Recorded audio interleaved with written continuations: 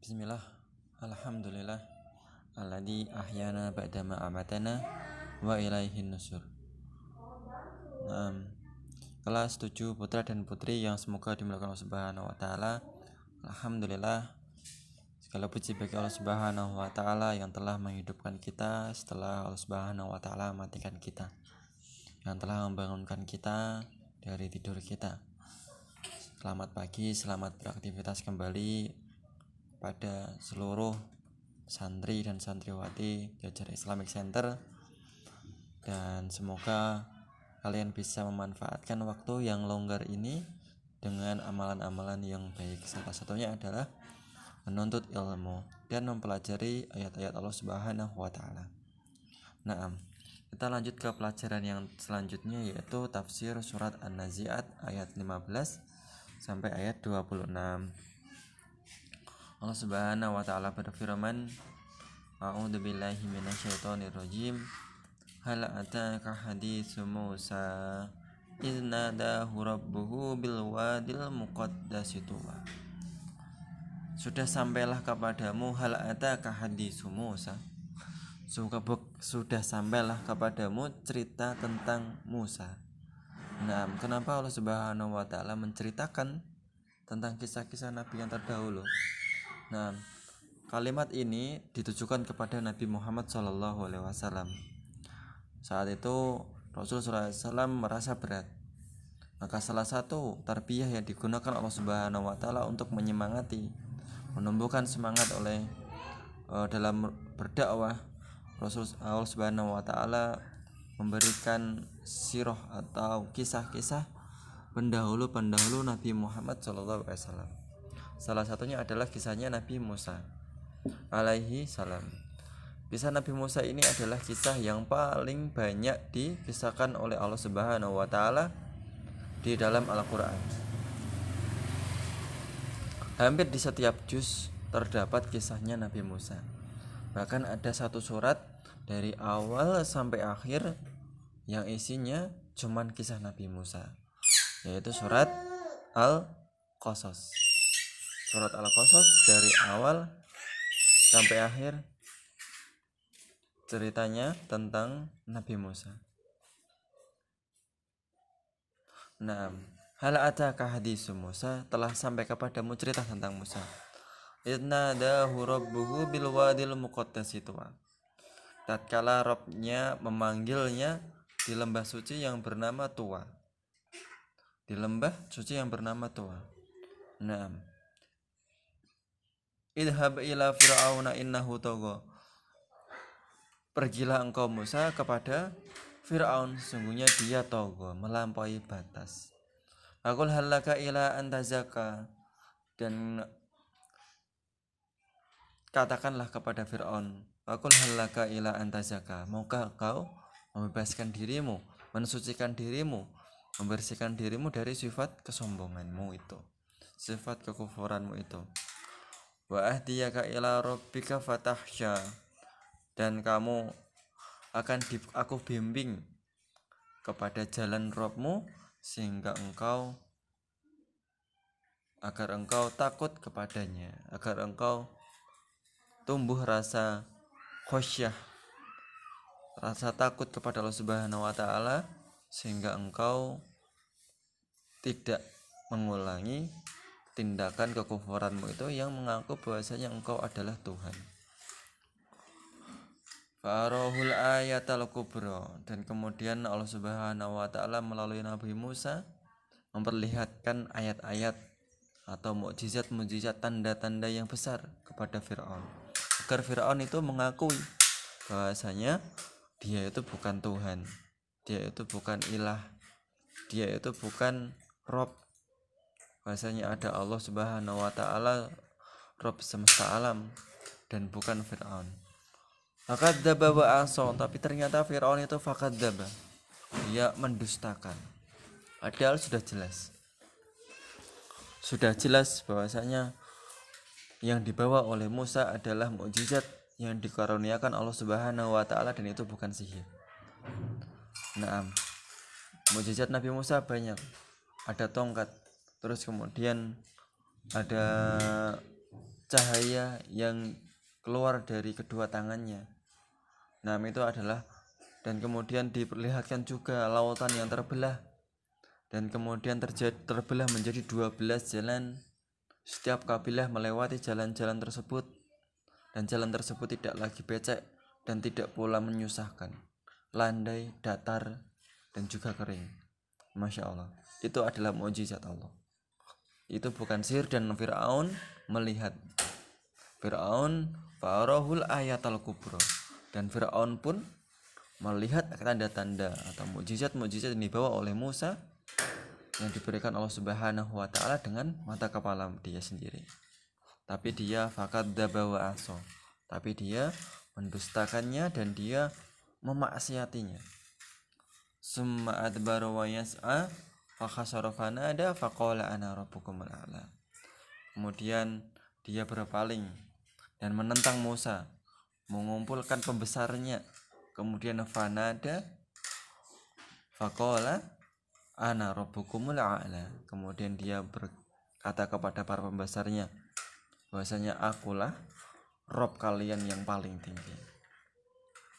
Fa'akhadahu Allahu nakalal akhirati wal ula inna fi dzalika la'ibratan liman yakhsha. Maka Allah mengazabnya dengan azab di akhirat, dengan azab, dan di dunia juga diazab juga. Di akhirat diazab, di dunia diazab juga. Naam. Inna fi dzalika la'ibratan liman yakhsha. Sesungguhnya dalam kisah Fir'aun itu terdapat ibrah atau pelajaran bagi orang-orang yang setelahnya.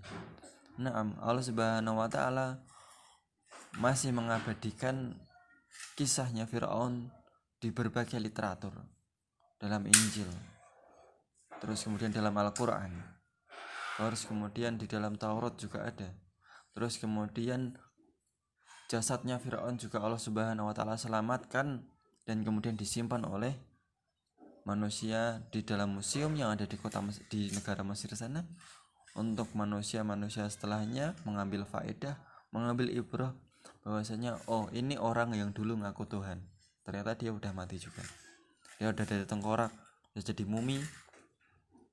Yang dulu orang ini sombong sekali, yang dia menentang Nabi Musa dan dia mengaku bahwa dia adalah Allah, tapi ternyata dia juga mati juga. Dan Allah Subhanahu wa taala mengatakan ini kelak akan menjadi ibrah bagi orang yang setelahnya. Nah, kemudian di sini ada beberapa faedah yang bisa kita simpulkan. Yang pertama,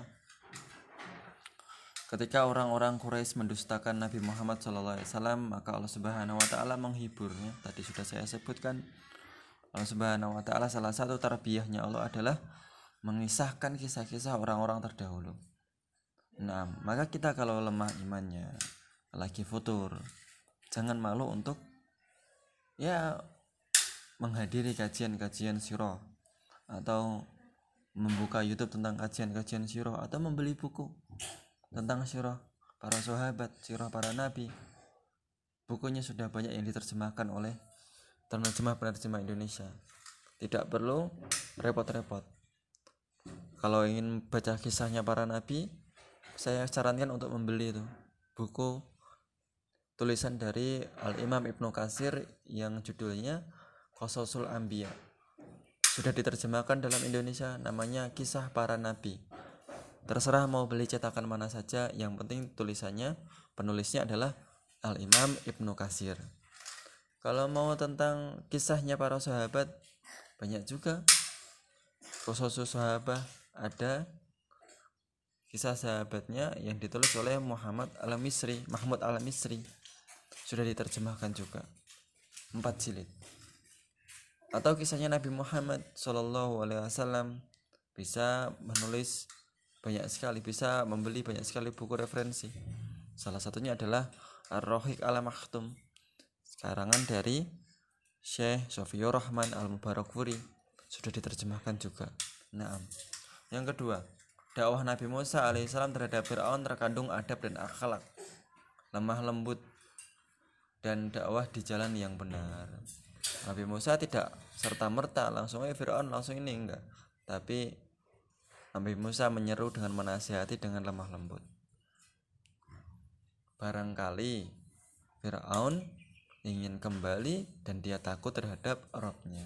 Yang ketiga, Allah Subhanahu wa taala memberikan mukjizat kepada Nabi Musa dengan mukjizat yang besar. Salah satunya adalah tongkat yang berubah menjadi ular, kemudian tangan Nabi Musa yang bisa mengeluarkan cahaya.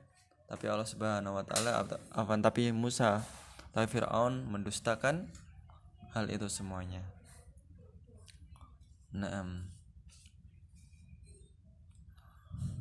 Yang kelima, pada saat Fir'aun mengumpulkan tentara dan pembantunya, dia mengaku dengan penuh kezaliman bahwa dia adalah sesembahan mereka yang paling tinggi. Pada akhirnya nanti orang-orang atau penyihir-penyihir Fir'aun mereka akan beriman kepada Musa dan kepada Allah Subhanahu wa taala setelah melihat mukjizatnya Musa. Tetapi Fir'aun karena dia sombong, maka dia tidak mau beriman. Tapi logikanya dia seharusnya beriman. Tapi karena ada sifat kesombongan yang menghalanginya, maka dia dihalangi Allah Subhanahu wa taala untuk beriman terhadap apa yang dibawa oleh Musa alaihi salam. Pada ayat-ayat tersebut terdapat sifat kalam bagi Allah. Allah Subhanahu wa taala mempunyai sifat kalam. Allah Subhanahu wa taala berbicara dengan bahasa Arab. Allah Subhanahu wa taala mengatakan, "Innadahu rabbuhu bil wadil muqaddasi tuwa." Ketika Allah taala memanggilnya di lembah suci, Allah memanggil Musa di lembah suci. Di sini sebenarnya kisahnya ini bagus sekali kalau kita membaca surat Al-Qasas ya. Karena kita buka surat Al-Qasas.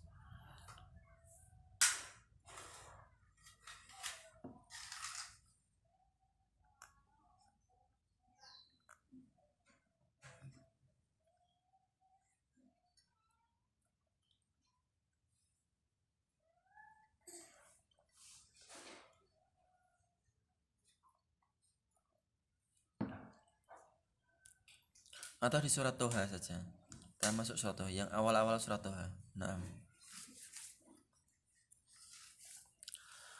A'udzubillahi minasyaitonirrajim. Bismillahirrahmanirrahim. Toha. Ma anzalna 'alaikal Qur'ana litashqa. Tidaklah Allah Subhanahu wa taala menurunkan Al-Qur'an itu untuk menjadi beban kepadamu. Kemudian di ayat yang ke-9, wal ataka hadisu Musa. Telah sampailah kepadamu cerita tentang Nabi Musa. Idro'ana rong faqala li ahlihim kusu inni anastu naro la'alli atikum minha bi khabasin aw ajidu 'alan nari hud.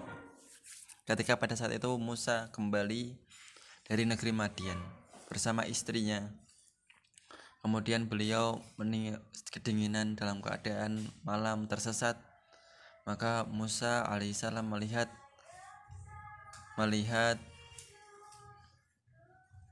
adanya api. Dan kemudian Musa menginginkan atau mencari petunjuk dari api tersebut. Siapa tahu ada orang di sana. Falamma atahu nudiya ya Musa. Maka ketika datang ke situ, ketika Nabi Musa mendatangi api tersebut, maka dia mendengar ada seruan. Falamma atahu, ketika datang itu, nudiya ya Musa, kemudian terseru seruan, wahai Musa, inni ana rabbuka fahla'na 'alaika innaka bil wadil muqaddasi tuwa. Nah, di sini sama tadi ya. Sesungguhnya aku adalah Rabbmu dan lepaskanlah sandalmu. Sesungguhnya engkau di lembah yang suci yang bernama Tuwa.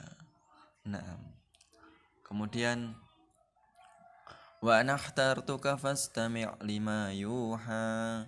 Kemudian Allah Subhanahu wa taala melanjutkan, dan aku telah memilihmu wahai Musa, maka dengarkan apa yang akan aku katakan.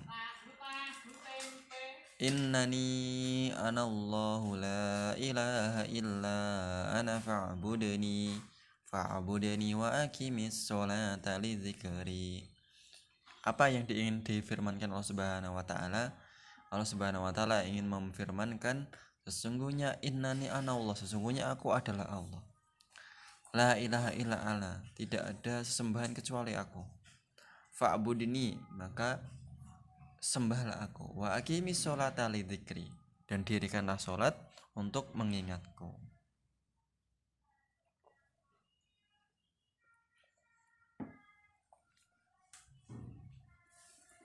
Naam. Di sini berarti syariat sholat sudah ada sejak zamannya Nabi Musa.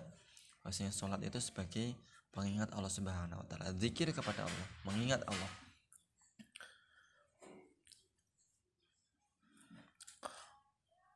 Kemudian di ayat selanjutnya tentang mukjizat Allah Subhanahu wa taala. Tentang mukjizat Nabi Musa alaihissalam. Di ayat ke-17, wa ma tilka biyaminika ya Musa. Allah Subhanahu wa taala bertanya kepada Musa, "Hai Musa, itu di tangan kananmu ada apa?" Dan qala hiya asaya atawakkau 'alaiha wa ahussu biha 'ala ghanami wa liya fiha ma'aribul ukhra.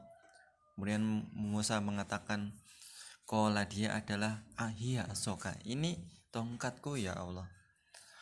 Atawakkau 'alaiha, yang biasanya aku itu bersandar dengannya. Wa ahussu biha 'ala ghanami, dan aku juga menggembalakan kambing dengan tongkat ini. Walafiya ma'aribul ukhra, dan juga saya bisa gunakan dengan yang lainnya juga tongkatnya ini. Kemudian Allah melanjutkan, qala alqiha ya Musa fa'alqaha fa'idha hiya hayyatun tas'a qala hudha wa la takhaf sanu'iduka siratahal ula. Allah Subhanahu wa taala mengatakan, qala alqiha ya Musa, Musa, tongkatnya itu lempar coba. Terus kemudian fa'alqaha, kemudian Musa tanpa basa-basi ya langsung dilempar aja. Fa'idha hiya hayyatun tas'a, ternyata tongkat itu berubah menjadi ular, yang dia benar-benar ular yang hidup. Qala khudha wa la takhaf, wahai Musa, ambillah tongkat itu dan jangan kamu takut. Pada saat itu di dalam suatu riwayat Musa lari terbirit-birit karena ularnya besar sekali. Tapi Allah bilang, jangan takut, kembali Musa, ambil tongkatmu dan jangan takut. Sanu'idu siratahal ula, kalau engkau ambil dia akan menjadi tongkat sebagaimana yang pertama tadi. Nah, wadmum yadaka ila janahika takhruj bayda'a min ghairi su'in ayatan ukhra linuriyaka min ayatinal kubra. Kemudian yang kedua, Allah Subhanahu wa taala memberikan ayat-ayat, kemudian mujizat kepada Nabi Musa. Allah Subhanahu wa taala berfirman, wadmum yadaka ila janahika takhruj bayda, masukkanlah kedua tanganmu itu ke dalam ketiakmu, dalam baju lenganmu. Kemudian takhruj, kemudian keluarkan tanganmu itu, maka akan keluar baydo amin ghairi su'in ayatan ukhra, cahaya yang bersinar tapi tidak menyilaukan, sebagai ayat yang besar, tanda-tanda mukjizat Allah Subhanahu wa taala yang lainnya. Untuk apa itu? Maka ini tujuannya Allah Subhanahu wa taala terangkan di sini. Idhhab ila fir'auna innahu tagha qala rabbi shrah li sadri wa yassir li amri wahlul 'uqdatam min lisani yafqahu qawli. Allah Subhanahu wa taala mengatakan kepada Musa, sudah tak kasih mukjizat, sudah tak kasih pesan, kamu sampaikan. Pergilah engkau kepada Firaun. Sesungguhnya dia telah melampaui batas. Tapi Musa merasa takut terhadap Firaun. Musa merasa kesulitan, terbebani, maka Musa mengatakan, curhat kepada Allah Subhanahu wa taala, berdoa, Rabbi shrah li sadri, ya Allah, lapangkanlah dadaku, karena ini membuat sempit dadaku. Ini adalah perkara yang besar. Wa yassir li amri, dan mudahkanlah urusanku. Wahlul 'uqdatam min lisani, dan fasihkanlah lidahku. Yafqahu qawli, dan fahamkanlah orang-orang itu dengan apa yang engkau katakan. Waj'al li waziran min ahli Haruna akhi, dan aku butuh teman ya Allah, teman yang soleh yang bisa menemani aku untuk berdakwah istiqomah di jalanmu. Dia adalah saudaraku Harun. Usdud bihi azri wa asyriku fi amri. Jadikanlah dia temanku dan jadikanlah dia sebagai sahabat, sebagai serikat, sebagai orang yang menemaniku pada saat aku berdakwah. Nah, itu adalah sekilas dari kisah Nabi Musa alaihi salam. Nah, kapan-kapan kita akan sambung lagi tentang kisah Nabi Musa. Kita kembali kepada dalam buku. Nah, di sini ada beberapa evaluasi.